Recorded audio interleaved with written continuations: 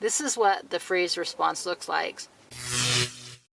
Well, hola, everybody. I am just checking in.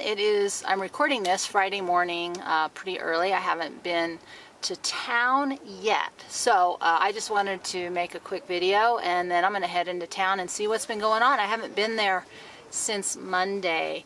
But I just wanted to cover a little bit about what it's like on my end. I don't know if that's helpful or not, but we're just going to take a deep breath and we're going to see you on the other side. I need my soul to scream out.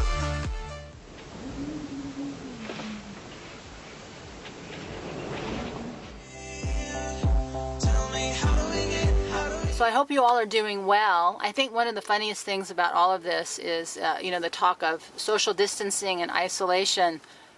Just another day here on the cow farm. In no way is my day-to-day life affected by what's happening out in the world, but like you, what's happening out in the world is very affecting. And I've been thinking a lot about how what it's doing with me, my own thoughts, feelings, actions, how it's impacting me, what's difficult to manage, what's easier to manage. And so I thought I would just pass some of that on to you because, I always say I was built for crisis. My brain is wired for crisis. My work experience is built around crisis.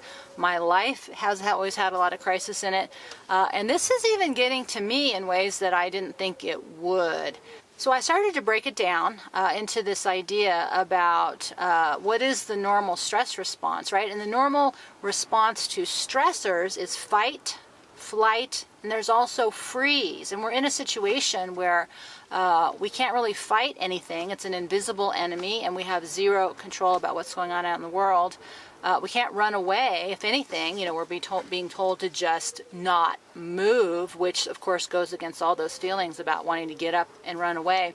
And then there's the freeze response, and that doesn't really get talked about very often because mostly we think about the freeze response, at least clinically, is when you're in the face of extreme stress and you freeze up and you can't move.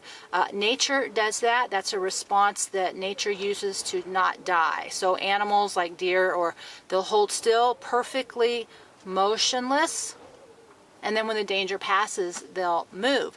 Snipers are very good at managing their freeze response because they can not move for days and days at a time. So it's something that we can learn to have work for us, but it will also work against us. And it occurred to me, a lot of what I think I'm feeling is I feel like I'm kind of stuck in that freeze response because I'm holding my breath like everybody else, waiting to see how this goes and where it goes, and feeling kind of helpless until it goes somewhere.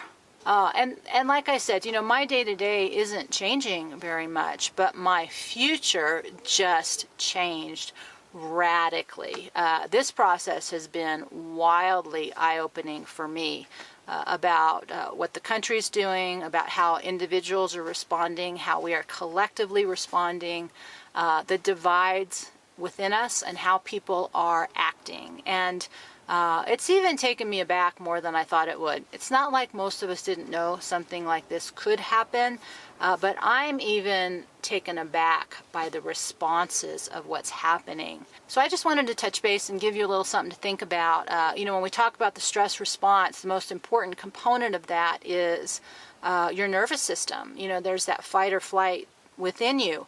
But we also have that freeze response. And one of the prevailing theories about trauma and PTSD, post-traumatic stress disorder, is that freeze response, that the energy of the freezing gets stuck. And until that energy is released, you have a lot of PTSD symptoms. And we don't acknowledge that as a process, in traditional clinical terminology. There's psychologists and people who work with that.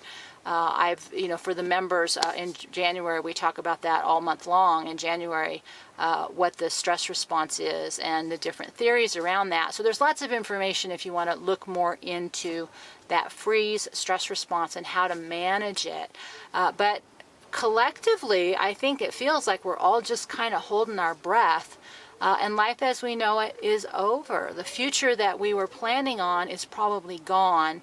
And that's extremely anxiety producing. You know, uncertainty is very fearful. It's very anxiety. Instability is very fearful and anxiety producing.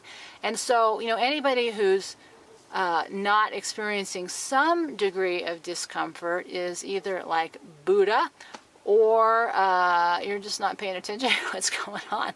As I said in my last video, you're not reading the signs in between the lines, because we are in a world that is wildly different, and best laid plans, right? You cannot plan for things that you don't know, because we're all having a very different experience. You know, I was thinking if I lived out here and I had planned on making this my home, it's really no big deal, because my day-to-day life hasn't changed. We still have nobody's been tested positive in the whole county. The state is still very tiny. So, but we have a governor who puts out daily edicts about controlling our behavior. And so, again, this has been extremely eye-opening for me. I just wanted to pass on a little bit of that, something to think about.